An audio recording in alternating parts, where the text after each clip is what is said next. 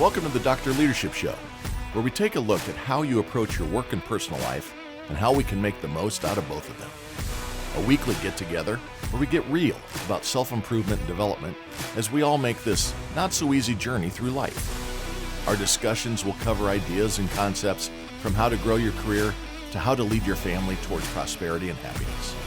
We don't pretend to know it all, and the doctor is the first to be vulnerable, discussing his own weaknesses, both past and present. This is about growing together and having some fun while we discuss what is happening in the crazy world we live in and how to make the most of it. Let's strive for awesome together. Let's get after it. Hey everybody, welcome to another edition of the Dr. Leadership Podcast. Hope you're having a great day. I am back in the States, back in the saddle, and very excited to be back home.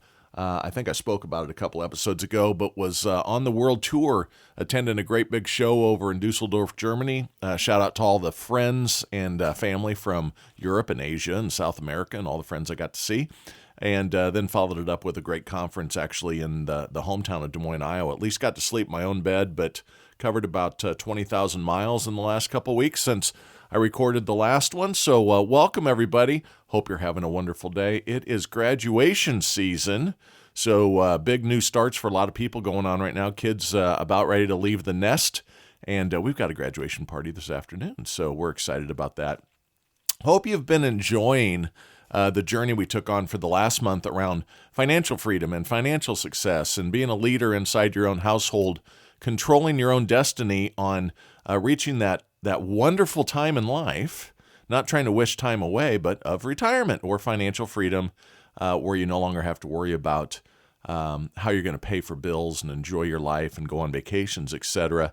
Finished up strong last week with a great interview with Jane Frazier of Scharf Para PLLC, my accountant for both my business needs as well as my personal financial taxation and accounting needs. Wonderful lady. Great firm. Hope you got something out of it.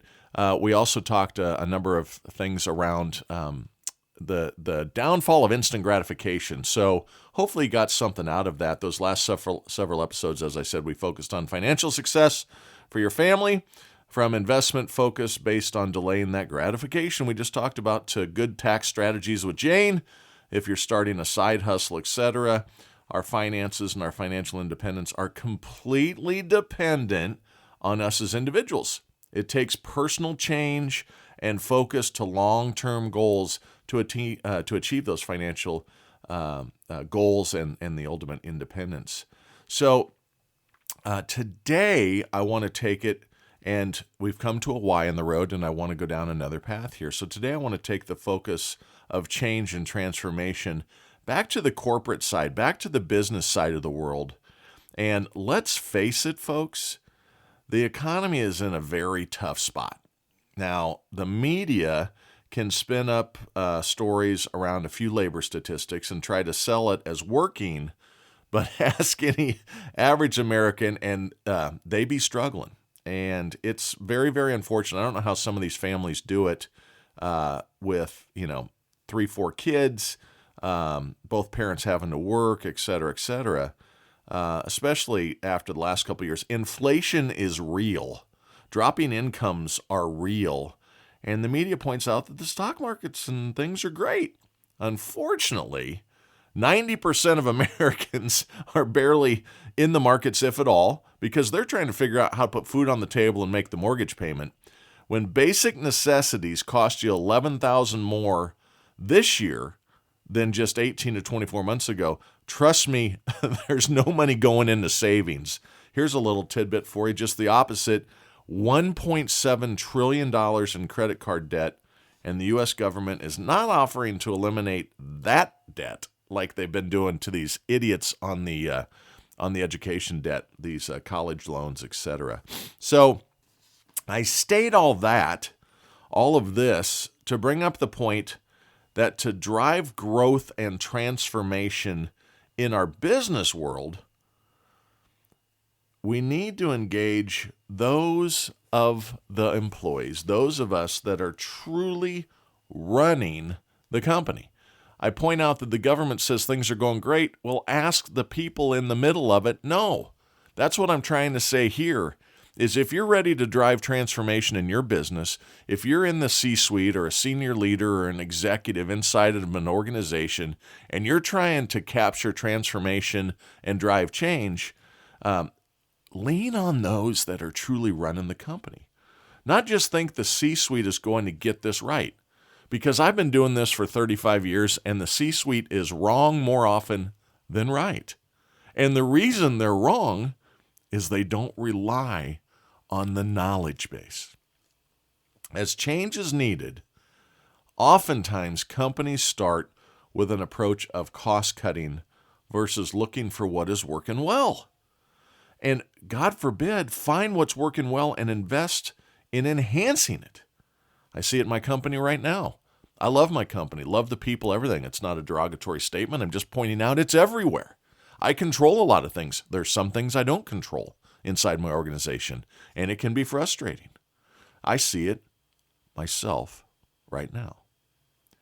What goes on is many times executive teams lose sight of where the work is really being done, where the value really comes from. It's called Gemba, for a Japanese term for you. Look it up, Gemba, Gemba, where the value is, which is it's really the middle of the organization. Whatever you're talking about, it's typically those workers, those doers that are doing it, that are keeping the lights on for the rest of us.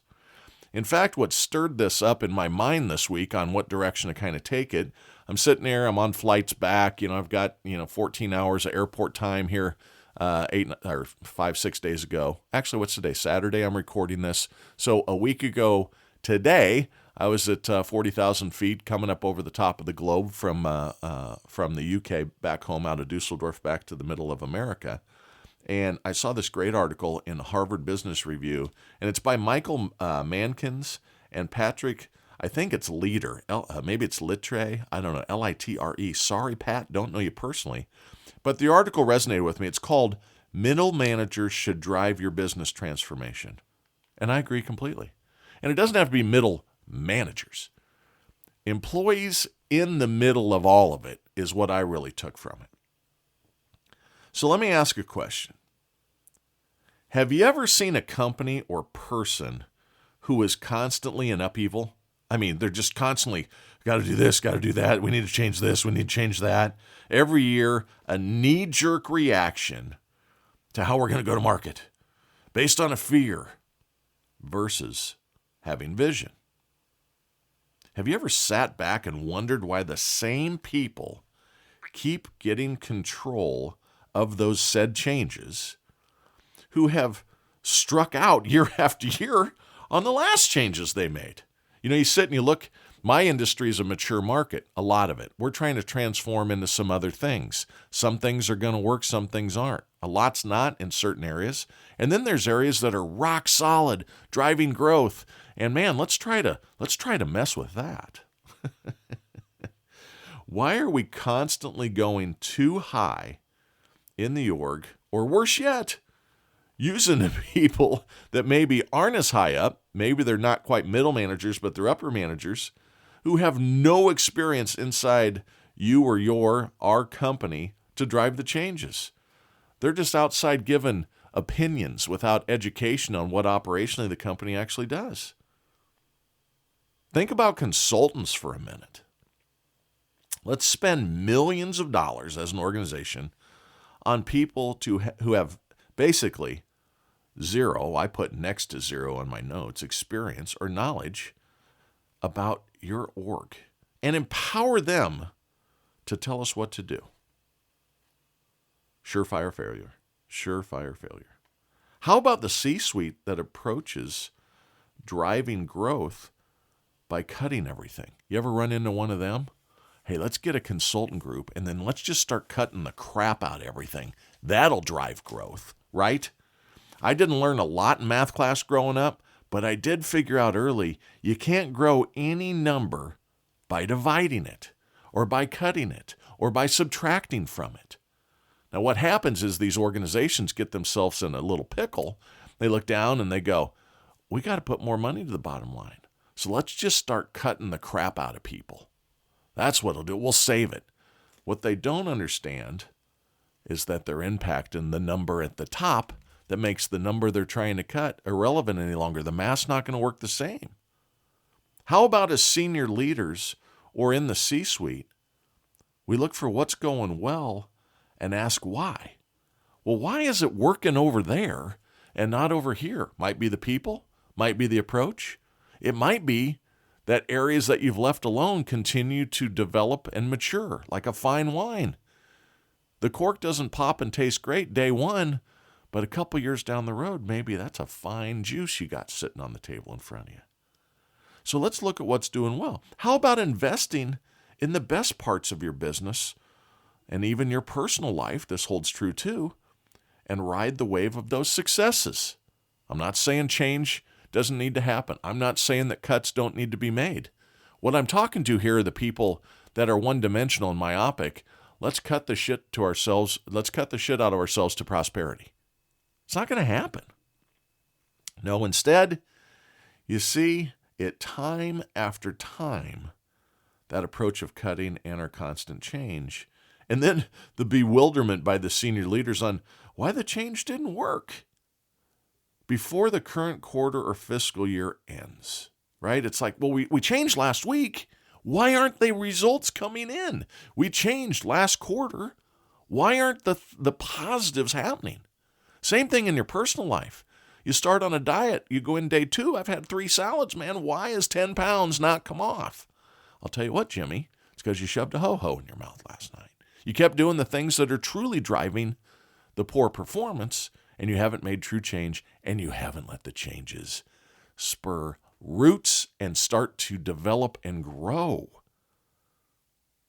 How about giving time for changes to take hold and return results? See, if you make a big change over the first quarter in a business world, start at the beginning of the fiscal year, it takes the field so it takes 90 days to roll the changes out. You're cutting people, those people spin out, you reassign the work, you come up with ways in which to cover it. Man, we're going to save so much money, our bottom line's going to improve. Then it takes another 3 months for the sales team and those that have now got these new roles to digest and even figure out what the hell's going on. So you can't expect that full year of change impacts to happen when you're only giving the team really 2 quarters, 6 months to return the results that you're hoping for. See, throwing a screwdriver into the spokes of a wheel going down the hill blows up the wheel. It doesn't allow enough time for somebody to get back on the bike, get going down the hill again, and get back up to momentum. Change has negative impacts initially. Might be good changes, but you got to give it time. I have said for years, I'm a sports analogy guy. It's time to quit changing the playbook and start working on running the damn plays. Doesn't matter what play at this point. If you've been doing changes forever and ever and ever, just pick a set of plays and go.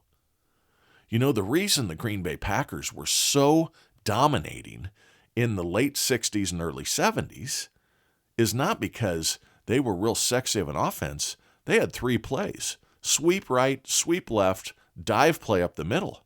The reason they were great is they were awesome at execution.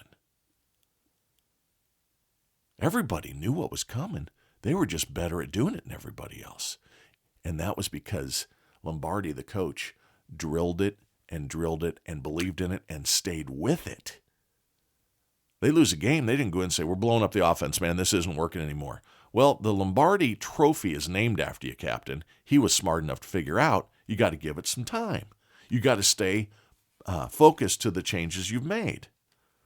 I offer up, instead of this constant half a year of chasing the new way and then blowing it all up again next year and repeating the cycle, to just the turmoil, constant back suck of anything good going on, I offer up this. Instead, to lean on the people that work in your system and with the customers to lead the change or enhancement discussions. See, these folks, they live and breathe the position and the negative, the positives and the negatives every day. They're far more qualified to give you ideas on how to drive successful change than a consultant. No harm, no foul to consultants. I'm kind of doing a little bit of that with my attempts at this podcast. But I also understand that I don't have all the right answers. I also understand that I lean on experts as guests to come in and say, hey, let's talk about, like last week with Jane. I'm not a tax expert. I'm not a financial expert. I bring people on that are. See, these people in the middle of your organization, they're far more qualified than the C-suite. They used to say about, those that can't do, teach. Those that can't teach, consult. And then you ask a consultant, what's the difference between a consultant and a salesperson? Consultants get paid more. So true. So true. So I was involved with said consultants a couple different times in my career. One as recent as last year. And each time, the critical details of how we do and actually operate were being missed. See, there's these things called collateral impacts. Whenever you change something over here, it is going to have impacts over there because they're interconnected. Your go-to-market strategy, if you change your sales coverage model as an example, also has impact on the future of operations. If it goes good, operations need to ramp up. If it goes bad, guess what? Next year, we're going to cut operations. We got people just sitting around. Just keep slicing and slicing and slicing, killing the company by paper cuts. See, these collateral impacts aren't understood by the C-suite and by those outside your company. This is my opinion, and not due to my desiring to avoid change. It comes from the desire to avoid changing just to change. Missing out on the big returns that require time to get going, or negatively impacting what's going well because you're trying to impact something that's not going as well. Got an example now. Parts of the organization not doing real well. What do? They come to the parts of the organization that are absolutely humping and growing and say, hey, can you make some cuts too? What? Man, the last thing you do is take Michael Jordan, who's making threes, out of the game because you're trying to enhance your center's production. What? Let Michael keep shooting the three, man. Let Michael keep going to the hole and scoring. Work on the center at practice. Work on the center during timeouts. Work on the center in ways that don't destroy what's winning championships, using the Bulls as an example. I am personally in the middle of some things that are going extremely well, like I said, yet I can feel those above me. And I'm not saying I got everything right, but I can feel them above me wanting to get in there and change approaches so a specific cell on the P&L maybe looks better. Maybe they want to take SG&A down. I'll tell you what we need to do is we need to seriously impact the compensation approach and just get inside the minds of all of our salespeople from a negative connotation. Yeah, that'll do it. Good thinking, Tex. See, the P&L looking better maybe is leading that you don't realize that the changes would shrink results up top, and the cell on the P&L that you're trying to change will be impacted far greater than they understood. So let's say you want to cut SG&A. You want to cut expense on how you go to market and sell stuff. We're paying salespeople too much. We're paying too many salespeople. Might be true in certain aspects. But if you go out and you blow up your go-to-market of what's working, and suddenly you destroy relationships, you take the reps that have the knowledge of the accounts off of those accounts, you start divvying things up differently, you start saying, hey, we can do 100 people's worth of work with 90. Well, those 10 had knowledge and had relationships. So what happens is your revenue results shrink, and then the percent of SG&A to revenue, expense to revenue, E to R that you're trying to impact goes up instead of down because your revenue dropped. Your denominator changed, man. So there's collateral impacts in decisions to change that you have to give contemplation to. Kaizen was a great management approach from some of my customers back in the 90s. Still a good approach. What it is focused to is find the weak spot, find where it's going to break, find why it's not going to work.